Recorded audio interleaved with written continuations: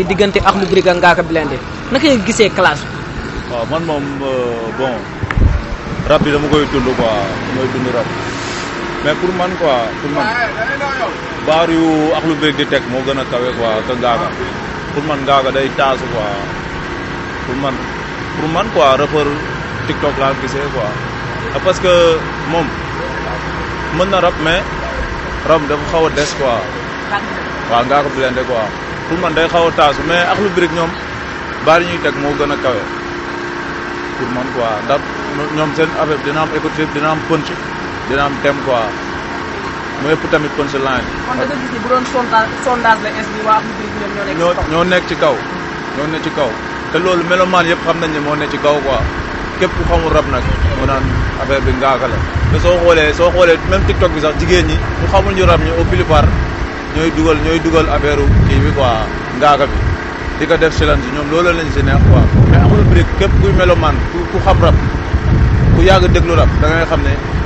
lu wax lu teg moo gën a kawe quoi te baari tamit moo gën a dal jàmm. picc yi nga xamante ni gars yi ñoo koy sànni ban ki si dégg boo xam ne leer nañu ne touché na la xam nga ne lii classe dëgg la rap dëgg la. waaw ma xool picc bi mooy ba mu naan ko aara moom naan doomu ñaareel laa quoi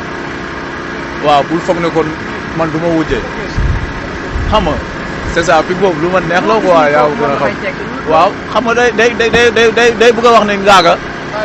Ngaaka su dee affaire wujjee man maa la ko dàq ndax man sama yaay ñaareel la quoi t'as bien compris sama yaay ñaareel la kon xam nga ñaareel ñëpp xam nañ ni demee au plupart ñaareel dañuy wujje aara foofu la koy léegi mu ne ko nag moytul nag aara bu yeew quoi yaa mu gën a xam ça veut dire que da ngay wax ni sama yaay xam nga ñaareel la kon man maa su dee wujje nag fii la buujoo quoi kon da ngay def stand by stand yaa ma gën a xam. DG ba léegi dugagul quoi xam nga lu tax DG dugagul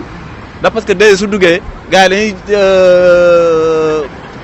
day mel ni dañ koy sototo quoi léegi nag dañ koy def nii 1-1 bi nii yaa ma gën a xam DG nag gëm naa mu dugg ndax comme que Biril Paay foofu dafa ñëw dugg waaw kay lu mu duggee nii nag léegi DG nag xam naa suy ñëw Biril lay tontu tamit ñëw engagé waat Ngaaka quoi yaa ma gën a xam. non game bi dafa cuqu ins bi te man ñun nii lañ ko bëggee quoi ñun melomaan yi ñun lii moo ñuy dundal quoi yaa ma gën a xam ndax parce que soo xoolee rap bi dafa xawoon a tekkaaral dee quoi mais soo xoolee xam nga am na rapport yu dóor soo xoolee classe bi moo xaw a fay kili bu Wally Seck beeg Samba Peuzzi bi xam nga moo ngi doon ñëw foofu noonu quoi soo xoolee ak de bees dóor na ak bees dóor na Zo Flem dóor na mais soo xoolee ñooñu ñëpp ainsi gars yi taluñ loolu quoi kay c'est ça dafa leer ay jëy laa ñëpp dóor lañ quoi mais soo xoolee classe bi moo ëpp buzz quoi yaa am gën a xam. mooy def buzz ci TikTok bi c'est ça déggoo ma de man damay war a nalaw sax mais du ma nalaw quoi damay xaar ceene quoi ndax man moom melo man la te tamit képp kuy teg baari kawe rek man moom laay gën a get quoi yaa am gën a xam. si ay baar yi mu teg am na benn baar bu muy wax ak waa Akhlou Brick si première single bi moom ak mooy bi ñu amee problème ñoom Griffou moo Griffou xam naa baar bi ngay wax bu fekkee loolu la maanaam jël nañ ko waaw c'est ça man moom vraiment waaw non pour man amul problème quoi man je suis un talibé Baye Niass je suis un talibé Baye quoi mais képp ku dul melomaan nag ku dul melomaan moo dul xam yu baari nu mu koy tegee quoi ba tey kalaasul waa Medina Baye ba léegi kalaasu leen de daa xam nga riifu moo kii ñoo doon kii woon teg quoi mu ne ko kon léegi waa kurus bi nañ ko teg moom foofu la doon waxee quoi mais ba léegi waxeewul sax ay cadre classe waa Medina Baye nag yaa ma gën a xam. dafa leer am na fu muy wax naan Baba Año xam naa ne yéen a ngi koy gën a maîtriser foofu noonu boo nu fi mënoon tekki tuuti en tant que man. seen deuxième classe bi deuxième clip bi. waaw fu mu naan ko Baba Año quoi Año ñëpp xam nañ ko Año mooy lu nooy rek lu neex yaa ma gën a xam foofu la koy waxee quoi pour man. effet de l'air bi génnee démb 5 heures du matin melomaan yu bari nee nañu fi ñu ko doon xaaree fekke woo ko parce que gars yi dañu yaakaaroon. non gars yi dañu yaakaar day dugg ci avion yaa ma gën a xam defee fa clip bi mooy loolu mais fa secondaire bi dafa dal ndax parce que baari fa dóor moo kawe quoi yaa ma gën a xam dafa leer képp ku dul melomaan doo sib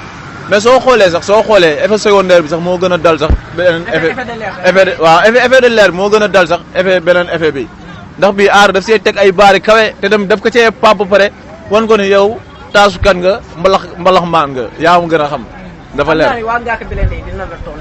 la tontu man gis naa ni côté Akhlou Brick nga rangé wu boo doon message fan sa Ngaaka Blindé fan sa Ngaaka Blindé su ma la doon mes du bari quoi damay wax na waa ji duggaat ci labo yi xam nga géré waat quoi yaa ma gën a xam